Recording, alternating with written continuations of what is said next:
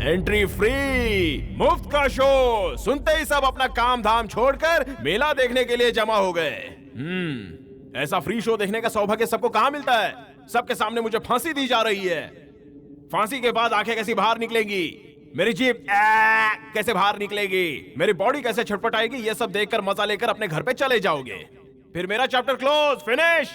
हाँ, लेकिन आपकी स्टोरी खत्म नहीं होगी। आज रात यही story crime branch crime story में मक्खन लगाकर दिखाएंगे। उसको आप सब देखोगे, मजाक बनाओगे, डिस्कस करोगे, सू सू करके सो जाओगे। ठीक है? वैसे भी जो देखते हो, जो सुनते हो, वो भूल जाते हो। इस देश का विनाश भी ऐसे ही देखकर भूल जाओगे। जैसे एक बकरी हलाल होती है तो बाकी की बकरियां कैसे देखती है, ठीक वैसे ही देखते रहना। कुछ भी सुनो, कुछ भी देखो, कुछ भी बोलो, लेकिन आप लोग नहीं बदलने वाले।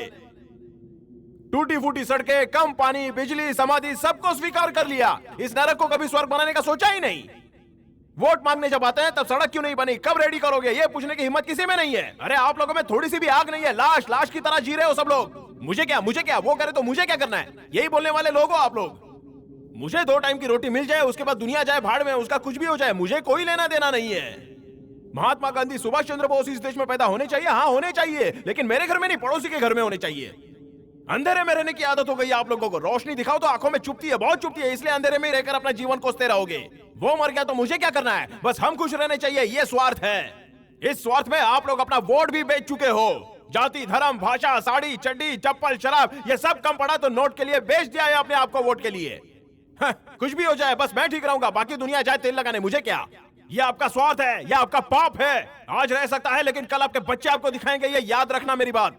एक लकड़ी को तो कोई भी तोड़ सकता है, लेकिन बहुत सारी लकड़ियों को एक साथ बांध दिया जाए तो उसे कोई भी नहीं तोड़ सकता। मास्टर ने बचपन में ये पाठ मुझे सिखाया था, लेकिन अब तक मेरे दिमाग में बैठा हुआ ये बात। हाँ, लेकिन अब आगे के बच्चों को ये सब कौन सिखाएगा, कौन ये सिखाएगा, बोलो। अरे भूत की तरह क्यों खड़े हो? आज मुझे फांसी दी जा रही है, कल किसी और को दी जाएगी। आपका कुछ नहीं जाएगा, बस देखते रहिए।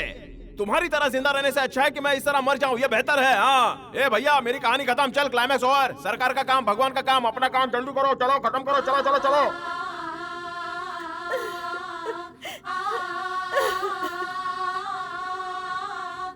अरे चल भाई, जल्दी कर, मुझे इंतजार नहीं करना है, चल। एक मिनट रुकिए।